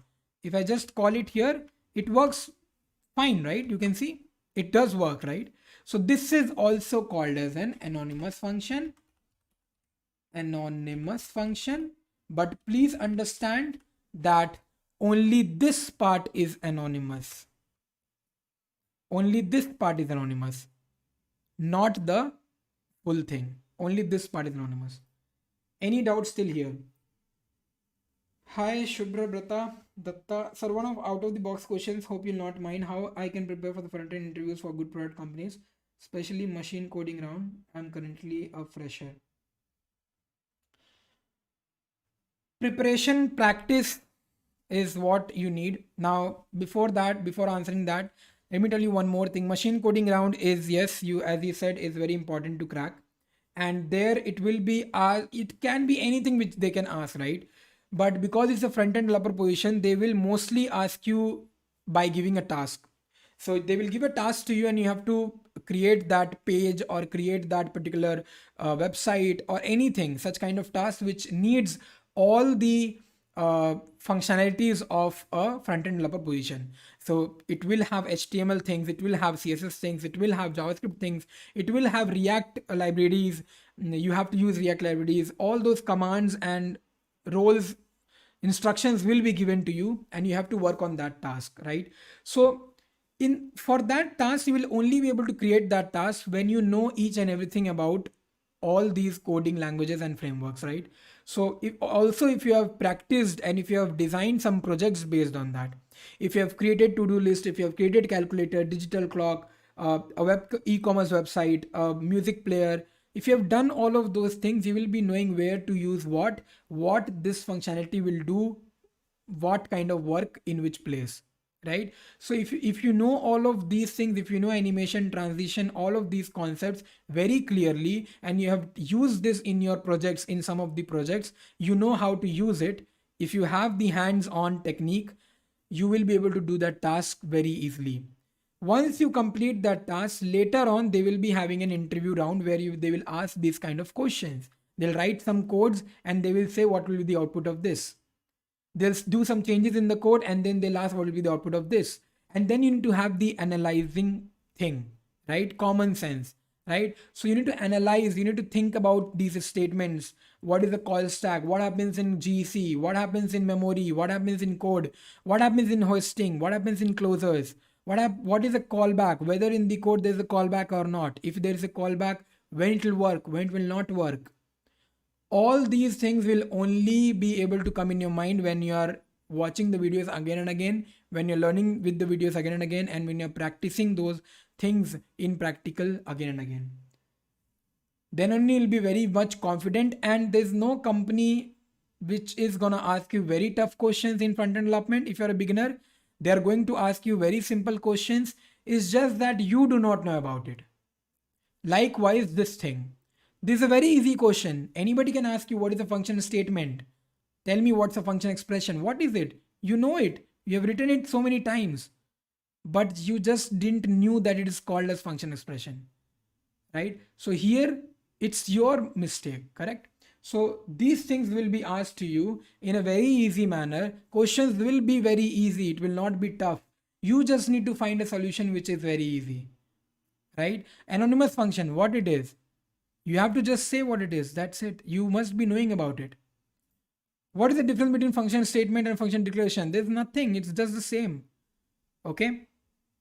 So please try to get this, Shubhra Brata. I hope you have understood these all things. Now let's move to the next part. So now we are going to understand named function expression. So we have the next one, which is named function expression. And we are going to understand this. Shubha Brata, please let me know if you have got the answer. If anything else you want to ask, please do let me know, okay? So we have the function expression and let's see what is it. So named function expression means that you will be giving a name to its to the function. So let's say that I have a function var and I am creating a function. Now if I just directly create it, if I just write here console.log and if I just say here xyz, what's going to happen? This is an anonymous function to which I've given a variable, so it becomes a expression. Named function expression means give a name to it. So I'm going to give a name to it. That is what is your named function expression. Okay, so this is what is your named function expression and this is how it looks like. Okay, now what I'm going to do here is, let's say I'm going to call ABC.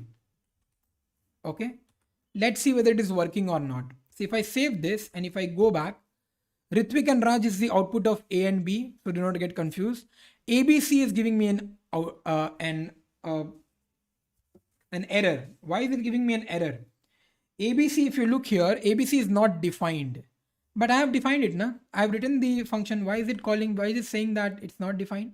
ABC is defined here, but ABC is defined and given to B. So B comes as an global. ABC comes as local. So when I'm doing ABC, remember global, local, window.abc if you'll write. So ABC is, when you're writing ABC, internally JavaScript engine is searching for ABC function in the global scope, but is not being able to get it because it is inside B. So what if I write B here? B is there in the global scope, so it's gonna work and it is printing XYZ, right? So B is gonna work because B is there inside the global scope, but ABC is not there. So that is what is the difference on this. Let's say what I'm doing here is, I'm not printing, I'm just writing ABC here. Okay, so console.log ABC and let's see what is happening. So if you look here, this is the whole function which is getting returned, right? Why is it getting returned the whole function? Because in the console.log I have written ABC and that's what I have not given a parenthesis here. So I'm not calling the function. I'm not doing recursive thing here. I'm just saying that what is ABC? ABC is a function. What is it containing? It is containing this whole thing. So it's printing that whole thing, right? What if now I write ABC here? It will work. You can see here again, it's not gonna work. It is giving me ABC is not defined. Fine.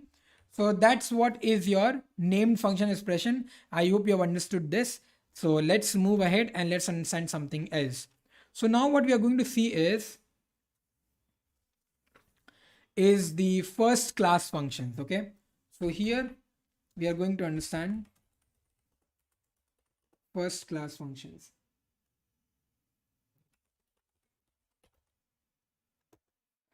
Yeah, thank you, Subrabrata. I hope you'll follow that. And there are a lot of things which I do tell in the sessions regularly in an interval of time, and it just comes in. So maybe right now I'm not being able to explain it very carefully or very clearly to you, but you know, whenever it feels like I have to say something, I do tell it to you. So please have a look in my sessions as well. You will find a lot of things which I have shared mostly in my recent videos, in the earlier videos, I have told a lot of things about interviews. So watch it, because I don't want to repeat those things. Even I don't remember what I said. So please do watch it. Okay.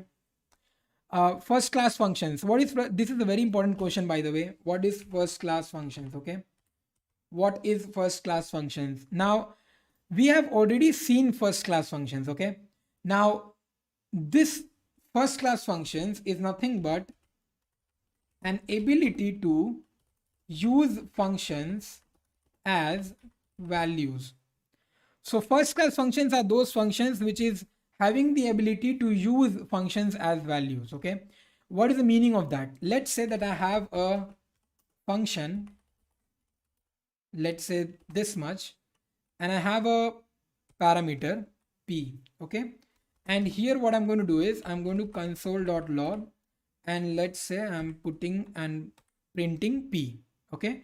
Now what I'm going to do here is going to write here b, which is a function. We already know that, but inside that I'm again I'm writing a function which I'm actually calling here. Can you see? So this is a calling function. This is a calling function, but in the place of argument, I have created a function which is empty. Okay. So inside this p, a whole function will come, and that's what is gonna print. So if I save this, 1 second, let me comment this because it's providing me an error. Let's save this and have a look what is happening. So it's printing me that empty function here. The empty function is getting printed. It's cool, right? Because none other than JavaScript, no other programming languages can do that, right? If you look at here, again, I'm going to explain. B, whatever I've written here, whatever I've selected right now is a calling function. It is calling the function, okay? And as an argument, I have passed a whole function itself in the argument, okay? And then this thing is going inside P, and that's what I am printing in the console. So obviously it's gonna print the empty function, and that's what it is printing. So that means we can do that. We can pass a function as an argument. And do you think we did this in today's session? Do you think we did this somewhere? I did explain you this earlier also somewhere. Didn't I say that callback is a function which is passed as an argument to another function? Right? That is what is also called as first class function. Fine. So I hope now it is clear. I hope now this example is also making sense that what I've tried to say. Now let's take one more example. So what I'm going to do here is, let's say I'm putting up here as ABC, and I'm just writing here an empty function. Okay. Just putting up an empty function. This I'll remove it from here. And here I'm going to put up ABC. Again, this I'm not using any parenthesis. So I'm not calling the function. I'm just using it as a callback. You remember how I used the callback, right? I used the callback where I did not write, or I did not mention the parenthesis. Can you see? I did not mention the parenthesis. I just wrote show. The same thing I'm doing here. I'm not writing the parenthesis. I'm just writing ABC. So let's see what is happening. So if I look ahead, you can see here I'm getting ABC wala function, which is empty. So because I want that function, so I'm getting that function, right? I've written ABC. ABC will go to P. What is there in ABC? It's an empty function. That's what it is printing. Fine, done. So that is what is your next example for callback, right? And also, if anybody is saying that what is the difference between first class function, callback function, and first class citizens, these all things are same. These all things are actually the same thing. Okay. So please make a note. If you're making a note, please make a note of this, that all these three things are same. It's going to work in the same way. let's give up a comment here and let's try out one more example. So I'm going to put up here var b equal to function, and here I'm just going to give p. Next, what I'm going to do, I'm going to return another function which is empty. Okay, and soon after this I'm going to say console.log, and here I'm going to call b. Again, understand that I'm calling a b function. I'm not just writing b, I am calling it. So b function will be called first. What is there inside b function? A parameter p which is having the function. So what will get printed? Let's check out. If you look here, the empty function will get printed. So this is also one of the way how you can write a code. So in the previous example, what I was doing, I was just writing ABC. I was not making a parenthesis. That means I was not making a function call. But right now I'm making a function call, and that's what it is printing me. So these are some of the examples which I wanted to show you. I hope you have understood this. And let's move to the next part. Let's move and understand what is a next thing. So that's nothing but one second.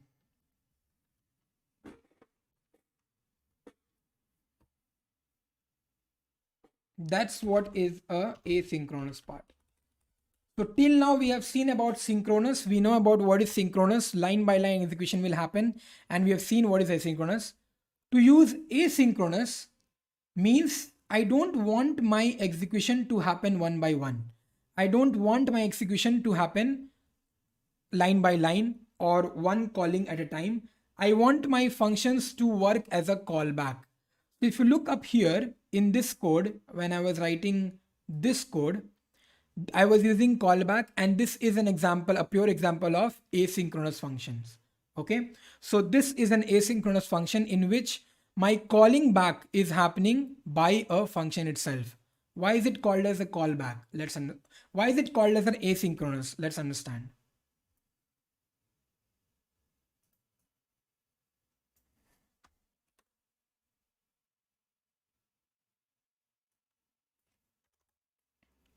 Why this is called as asynchronous? Let's check out. So I hope you remember this code, right? I was calling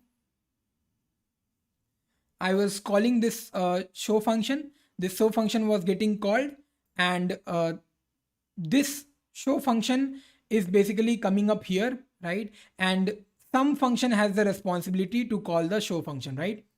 Now understand, line by line coding means what? Line by line coding means that if you're calling some function, it goes there, and some function, once it gets completed, it comes back, right? So once the sum function call work is over, it's gonna come back. That is what is a line by line thing. Here what I'm doing, here I'm commanding some function to internally call the show function, haven't I?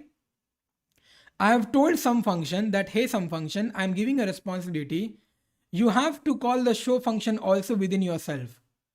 So that's what is a callback. And that's why it is not called as synchronous. It is asynchronous, because it's not now in line by line, because now I'm commanding some to do something else.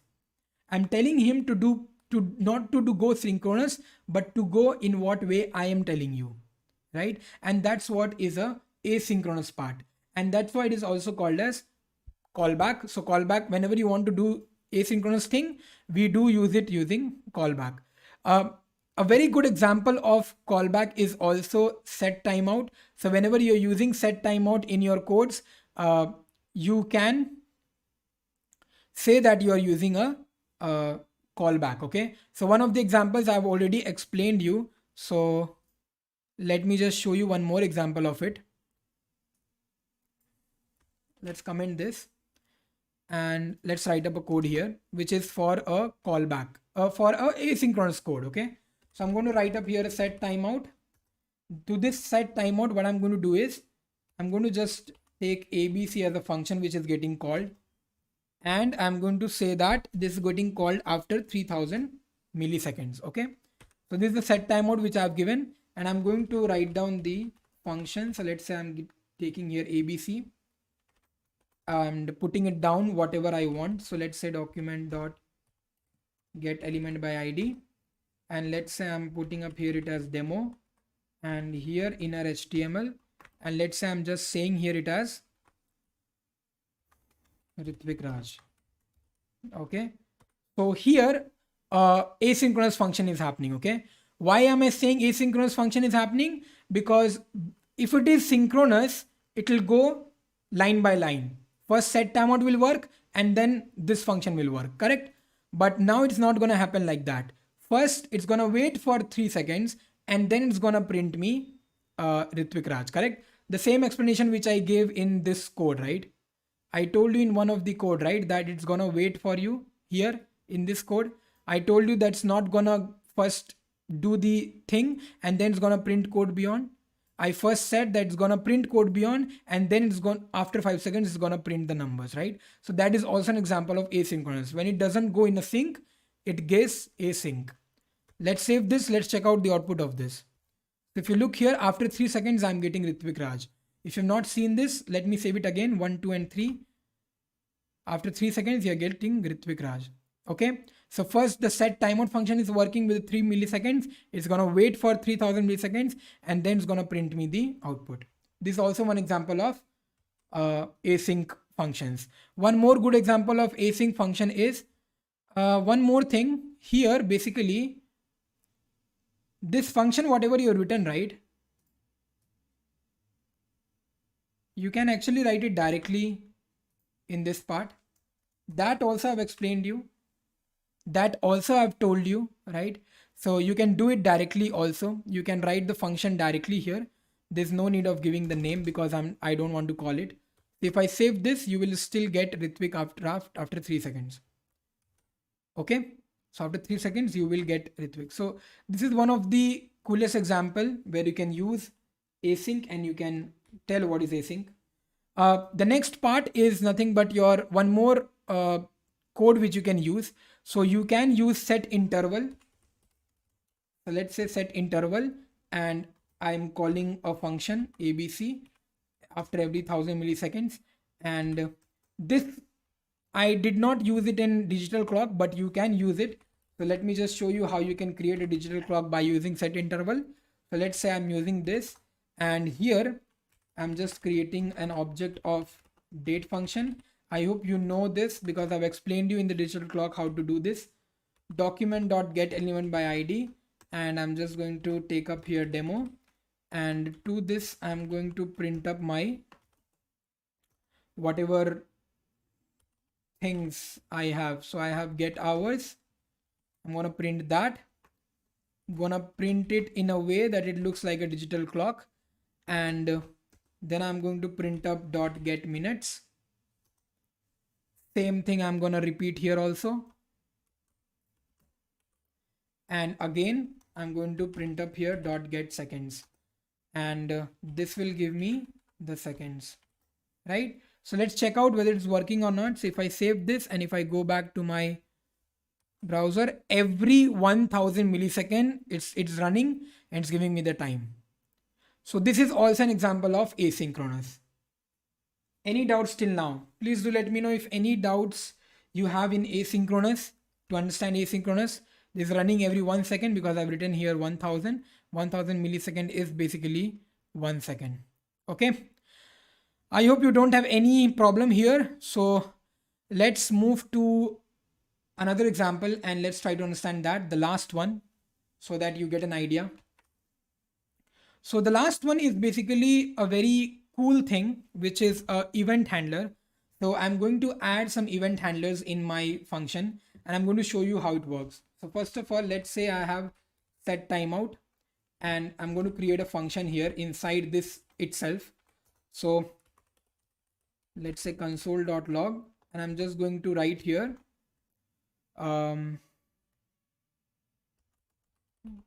counting. This is what it should print. Okay, and then hi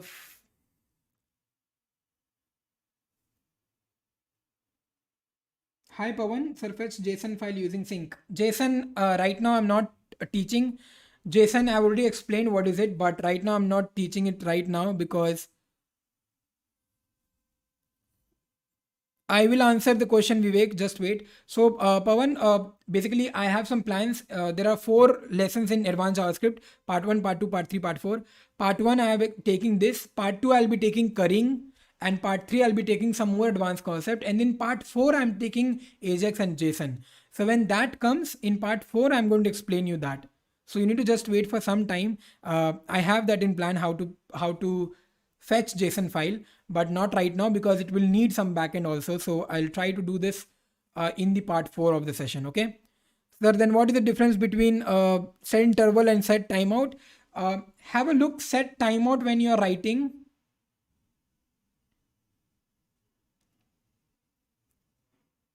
Here I have used set interval and set timeout. There's no such difference. Set interval means putting up one interval. Okay. After every such amount of interval, this function will getting called. Set timeout is also the same thing. It will do the same task. Okay. So that's what it is. Let's move ahead. Where was the code? Yeah. So I've written console.log counting, and here I'm going to put up 5,000, and I'm just going to say a semicolon. Now what I'm going to do is I'm going to say function, and I'm just going to say here a b. This is the parameter which I've given, and now inside this I'm going to print up console.log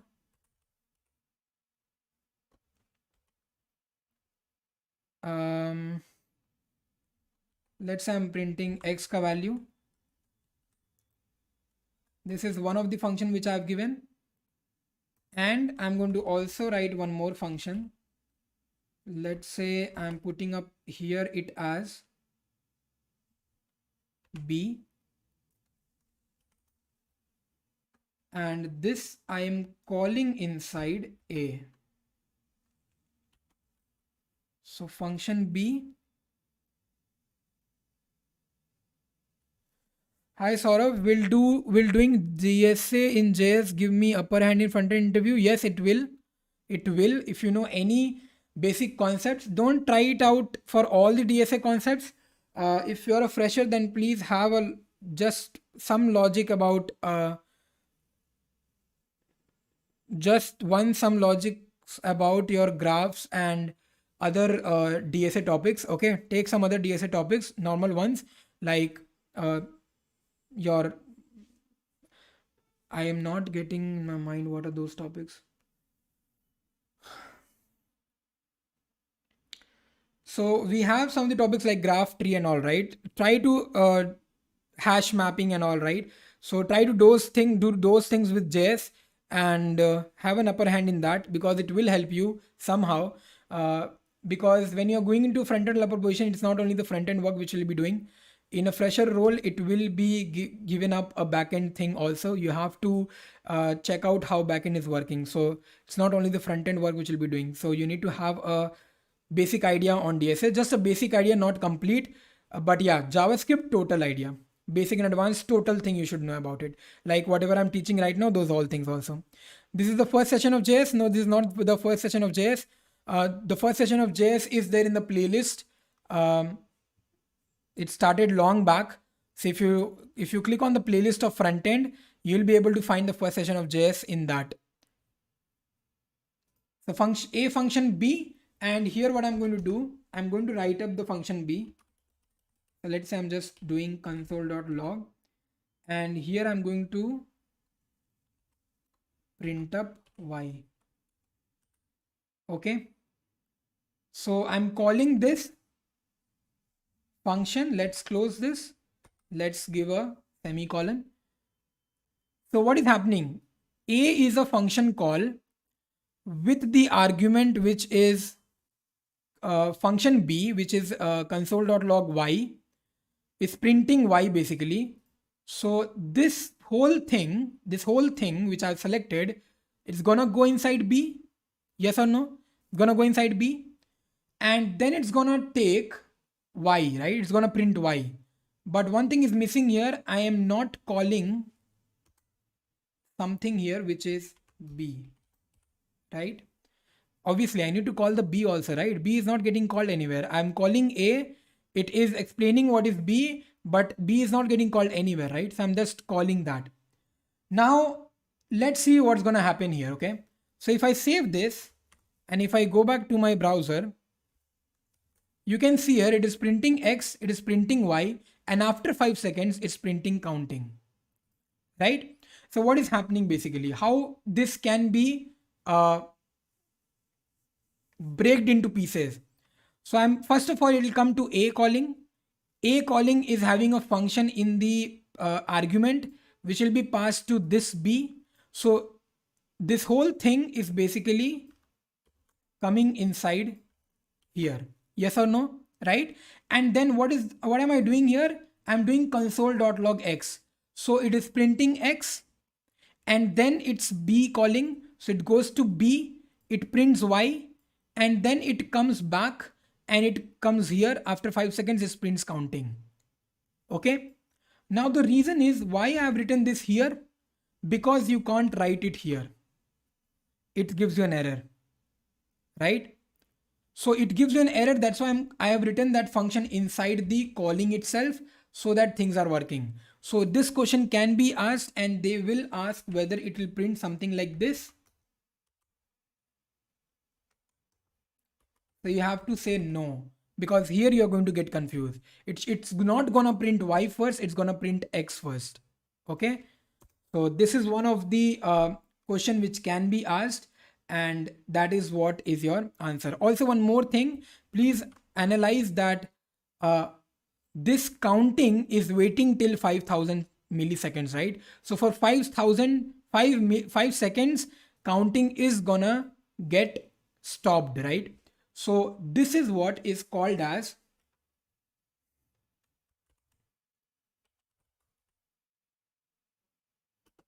blocking main thread.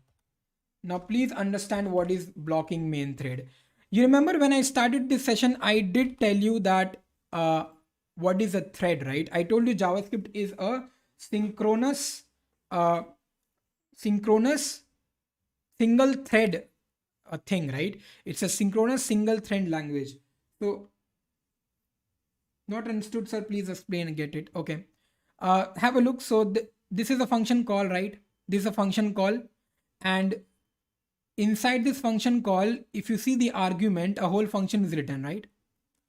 So I'm calling the function A, but with a complete function as an argument, right? So I can say that when it goes to A part, this B is having this whole function.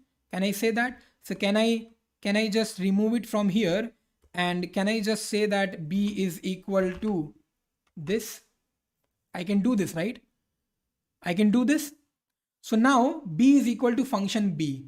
Now I have called in the beginning what? I've called in the beginning A. So it will first do the work of A first. So A is gonna work inside A. What is written? Console.log X. So it's gonna print X first. And then later on it's gonna go to the B, because B is getting called, and inside B function what is getting logged? Y. So it's gonna print Y, and then it's after 5 seconds it's gonna print counting. So that's what is an explanation of this kind of code. Okay. Now what is the main motive of explaining it here is that this counting is waiting for 5 seconds, right? So that is what is called as blocking main thread. Now, if I have explained you earlier, I did explain you that JavaScript is a synchronous serial thread. Synchronous meaning we have understood. What is the meaning of serial thread? Serial thread means it goes one by one. One line of execution, then again next line of execution, then again next line of execution, right? Here, if you look at the browser, if I go here and if I just make some debuggers here, right? If I place some debuggers here and if I just run this code, here you can see this call stack, right? This call stack is called as main thread. This is the main thread. Just like in Java, we have the main memory allocation, right? Where everything happens. This is the main thread. You can see here threads, main thread, right? So right now it is paused. So this is the main thread. Now, if this main thread, if you are blocking it, how can you block it? You can block it by set timeout or set interval. You can block it for some time. For 5 seconds, I am blocking it, right? So that is the case where you call it as you are blocking the main thread. Okay. So you're blocking the main thread and you are executing this part of code. Right? This is what the term is, blocking the main thread. So if any interviewer asks you that what is blocking main thread, you should say that whenever we use this kind of functions, set timeout, set interval, we try to give a millisecond value to stop my working of that function. This function is now stopped, right? This function is now stopped for 5 seconds. We are not letting it work for 5 seconds. So we are blocking the main thread. We are blocking this function for time being, right? That is what is called as blocking the main thread. And now if I run this again, see, it's going to this function. It's not going inside this. It's just blocking it, right? And it will work the same way how I have told you. Okay, you can see this later on in your own system, but I hope you understood what is blocking main thread. So whenever you give a time limit, whenever you give a 5-second or 10-second kind of thing in your set timeout and in your set interval, we call it as blocking the main thread. Okay, so that's what is the concept of blocking the main thread, and I hope you have understood this. So let's end this session, right? We have some things more left. We have asynchronous. I've already explained asynchronous. What is left then? Yeah, event listener is left.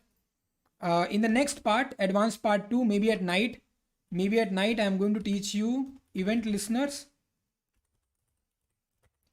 and I'm going to also teach you promises and await.